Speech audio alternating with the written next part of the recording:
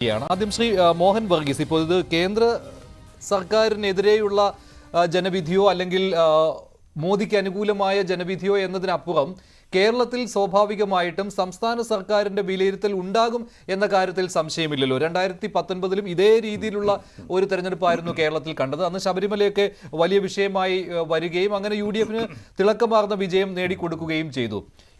ഇന്ന് VD സതീശന്റെ ഒരു ബൈറ്റ് അതാണ് കേൾപ്പിച്ചത്. അദ്ദേഹം പറയുകയാണ്, UDF ഏതെങ്കിലും രീതിയിൽ തിരിച്ചടി ഉണ്ടാവുകയാണെങ്കിൽ അതിന്റെ ഉത്തരവാദിത്തം ഞാൻ ഏറ്റെടുക്കാൻ തയ്യാറാണെന്ന്. അപ്പോൾ മറിച്ചൊരു ചോദ്യവും ഉണ്ടായിരുന്നു, മുഖ്യമന്ത്രി ഇങ്ങനെയൊരു കാര്യം പറയുമോ എന്ന്. ഇന്ന് CPM സംസ്ഥാന സെക്രട്ടറിയുടെ വാചകം താങ്കൾ ശ്രദ്ധിച്ചുവല്ലോ. അദ്ദേഹം പറയുന്നത് ഈ മാധ്യമങ്ങൾ പറയുന്നത് പോലെയുള്ള സർക്കാർ വിരുദ്ധ വികാരമൊന്നും കേരളത്തിലില്ല, അത് ഞങ്ങളുടെ വിലയിരുത്തലാണ്, CPMന്റെ വിലയിരുത്തലാണ് എന്ന്. യഥാർത്ഥത്തിൽ ഇങ്ങനെ ഈ സംസ്ഥാന സർക്കാരിനെ കൂടി വിലയിരുത്തുകയാണെങ്കിൽ ഒരു ഭരണവിരുദ്ധ വികാരം നിഴലിക്കുന്നുണ്ടോ? ചർച്ചകളിൽ അത് വന്നിരുന്നു, ഈ തെരഞ്ഞെടുപ്പ് പ്രചാരണത്തിൽ വന്നിരുന്നു, സംസ്ഥാന സർക്കാരിനെയും വിലയിരുത്തട്ടെ എന്ന്. ലോക്സഭാ തെരഞ്ഞെടുപ്പിൽ യഥാർത്ഥത്തിൽ വിലയിരുത്തപ്പെടേണ്ടത് കേന്ദ്ര വിഷയങ്ങളാണ്. സംസ്ഥാന തെരഞ്ഞെടുപ്പിൽ സംസ്ഥാന വിഷയങ്ങളും, അതാണ് ഒരു ഐഡിയൽ സെനാരിയോ. പക്ഷേ ജനങ്ങളുടെ നിത്യജീവിതത്തെ ബാധിക്കുന്ന വിഷയങ്ങളുണ്ടെങ്കിൽ അവർക്ക് മറുപടി കൊടുക്കാൻ കഴിയുന്നത് 5 വർഷത്തിലൊരിക്കൽ നടക്കുന്ന തെരഞ്ഞെടുപ്പിലാണ്. അതിപ്പോൾ നടക്കുന്ന ലോക്സഭാ തെരഞ്ഞെടുപ്പാണ്. സ്വാഭാവികമായി സംസ്ഥാന സർക്കാർ ജനഹൃദയങ്ങളിൽ ഇടം പിടിക്കുന്നില്ല എങ്കിൽ അവർക്ക് പരിഭവങ്ങളുണ്ടെങ്കിൽ അത് തീർക്കാൻ കൂടിയുള്ള വേദിയാണ് ലോക്സഭാ തെരഞ്ഞെടുപ്പും. നിയമസഭാ തെരഞ്ഞെടുപ്പ് വരെ വെയിറ്റ് ചെയ്യണമെന്നില്ല. അതുകൊണ്ട് സ്വാഭാവികമായി ഏറ്റവും കൂടുതൽ വിഷയങ്ങൾ ഇപ്പോൾ വന്നിരിക്കുന്നത് സംസ്ഥാന തലത്തിലാണ്. നമുക്കറിയാം, കേന്ദ്ര വിഷയങ്ങൾ പലതുമുണ്ട്. കേന്ദ്ര സർക്കാരിനെതിരെയുള്ള വിഷയങ്ങളുണ്ട്, കേന്ദ്ര സർക്കാരിന് അനുകൂലമാകുന്ന രാമക്ഷേത്രം പോലെ അനുകൂലവും പ്രതികൂലമാകാവുന്ന വിഷയങ്ങളുണ്ട്, പൗരത്വ ഭേദഗതി നിയമമുണ്ട്, സിംഗിൾ സിറ്റിസൺഷിപ്പ്, അതുപോലെ സഭകളുടെ കാലാവധി എല്ലാം കഴിഞ്ഞ് ഒരുമിച്ച് തെരഞ്ഞെടുപ്പ് നടത്താമെന്ന നിർദ്ദേശമുണ്ട്. ഇതിനോടൊക്കെ ജനങ്ങൾക്ക് പ്രതികരണങ്ങളുണ്ട്. പക്ഷേ ഇവിടെ ഏതാണ്ടെല്ലാ നിരീക്ഷണവും ചെന്ന് നിൽക്കുന്നത് സംസ്ഥാന സർക്കാരിന് എതിരെ ഉണ്ടാകുന്ന ഭരണവിരുദ്ധ വികാരം single largest point of impact ആയി മാറുകയാണ്. അങ്ങനെയെങ്കിൽ സ്വാഭാവികമായി പ്രതിരോധത്തിലാകേണ്ടത് ഇടതുപക്ഷമാണ്.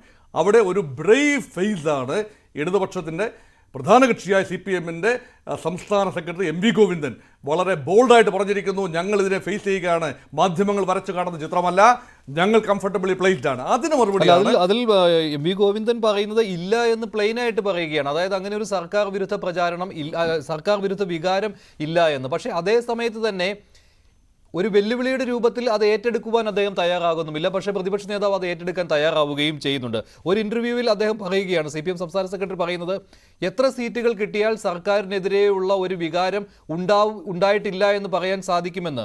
അങ്ങനെ ഒരു ചോദ്യത്തിന് MV ഗോവിന്ദൻ പറഞ്ഞ മറുപടി 2 എന്നാണ്.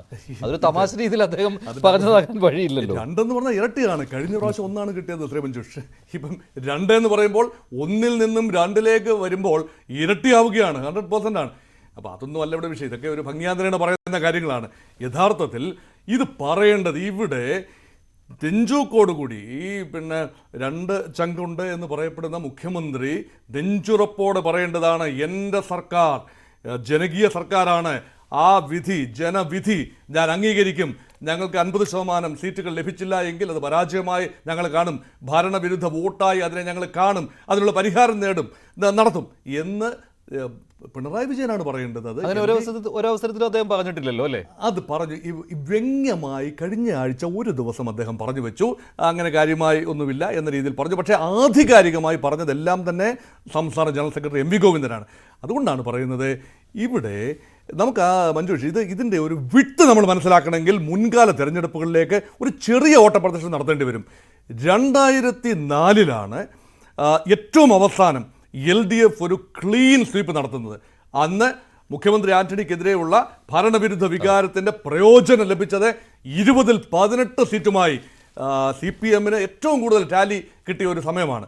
അവിടെയാണ് ഏറ്റവും പ്രധാനം. അതിന് തൊട്ട് മുമ്പ് നടന്ന 3-4 തെരഞ്ഞെടുപ്പുകളിൽ 9-10 സീറ്റുകൾ, 99-ലെ തെരഞ്ഞെടുപ്പ്, 98-ലെ തെരഞ്ഞെടുപ്പ്, 96-ലെ തെരഞ്ഞെടുപ്പ്, അവിടെ എല്ലാം തന്നെ 9-10 സീറ്റുകൾ സാമാന്യം ഭേദപ്പെട്ട ഒരു പ്രകടനം കാഴ്ചവെക്കാൻ ഇടതുപക്ഷത്തിനായി. പക്ഷേ അതിനുശേഷം 2004-ന് ശേഷം ഇടതുപക്ഷത്തിൻ്റെ ഗ്രാഫ് എപ്പോഴും താഴേക്ക് തന്നെയായിരുന്നു.